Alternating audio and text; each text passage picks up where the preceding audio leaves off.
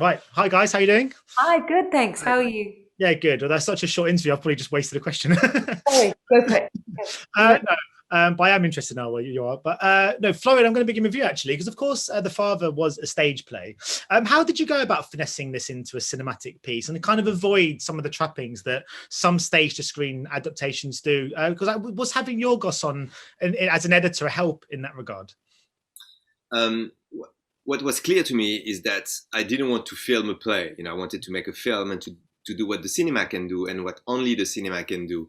And it's true that when you start dreaming about adapting a play into a film, the first ideas you have is always to write new scenes outdoors to make it feel more cinematic, to have characters walking in a park.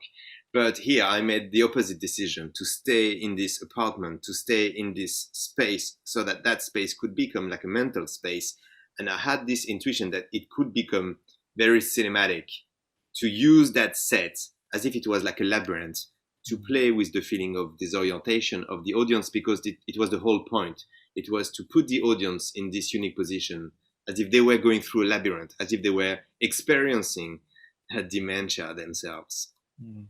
Yeah, Olivia, I mean, Anthony Hopkins is incredible in this. I remember I interviewed Paul Greengrass a few years ago, and he said there was this scene in Captain Phillips. If you've seen it, you'll know which one I mean, but it's where Tom Hanks delivered this masterclass. And he said everyone just stopped. Other actors, directors, ADs, they all just stood there, kind of mouths ajar, shaken by the brilliance of the acting. Was that a similar case here with Anthony? Because, I mean, some of his scenes were they just shook me to my core. Yeah, yeah.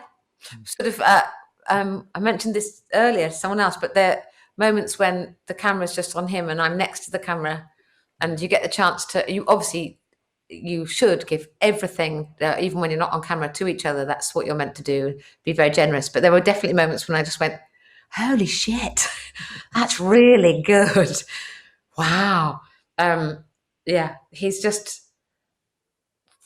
a marvel. He's amazing. And I want to go back now and watch a lot of his earlier films just to go, was he always this brilliant, or has he got more brilliant? It was such an honor to work with him, and I learned so much about just being joyful. I think we work in the same way, which is very nice to find out, but I want to remain as excited and as joyful as him for as long as him. He was just beautiful to work with every day. Yeah, Florian, I was going to say, I mean, it's obviously at times this is not an easy watch, but there are these occasional light moments, and dare I say, even moments that are almost quite funny. And I love that kind of cut through of the tough themes. And it reminded me of this Twitter thread I saw a year or so ago, which was adults who have parents with dementia, and they were sharing stories that were quite funny. And of course, they're all suffering from having to go through this horrible thing, but they were finding these kind of joy and lightness to some of the things their parents had forgotten or misremembered. Was it important to show that side and represent that side of things in this movie? Yes, because it's like we are trying to tell the story from the inside. We had to explore all the feelings. Sometimes it's rage, sometimes it's anxiety, feeling of danger, and sometimes it's pure tenderness, or, as you said, joy. But more important than anything to me was that even though it's a sad story, that there is something cathartic about it. It's not about trying to make people suffer even more than they are already suffering in real life. It's on the contrary, to make them experience something like a consolation. There's a consolation, I would say, to experience those emotions.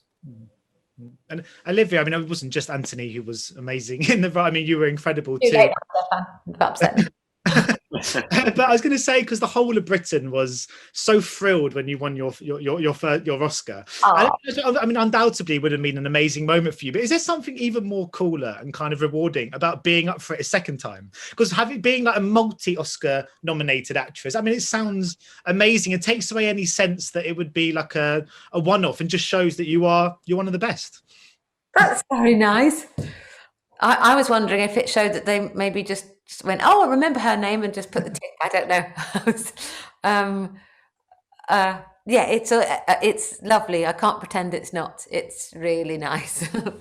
But what's more exciting, now that I feel like, I've got mine, which I love, and I'll probably be buried with it.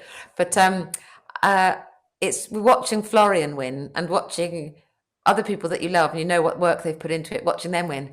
Oh my God, that's a good feeling. I now know how my husband felt when I won, and lovely Emma Stone, who stood there and cried for about half an hour.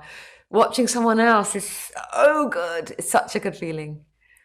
Yeah, congratulations, Florian, as well. I mean, well, it's just deserved. It's a brilliant film. It made me cry my eyes out about 6 times. So thank you. But best of luck with the film's release and stuff. And I'll speak soon. Thank you very much. Ladies and gentlemen, you're watching Hey You Guys. Hey You Guys, huh? Hey, you guys. Is that from the Goonies? It is indeed, yes. Nice. Hey,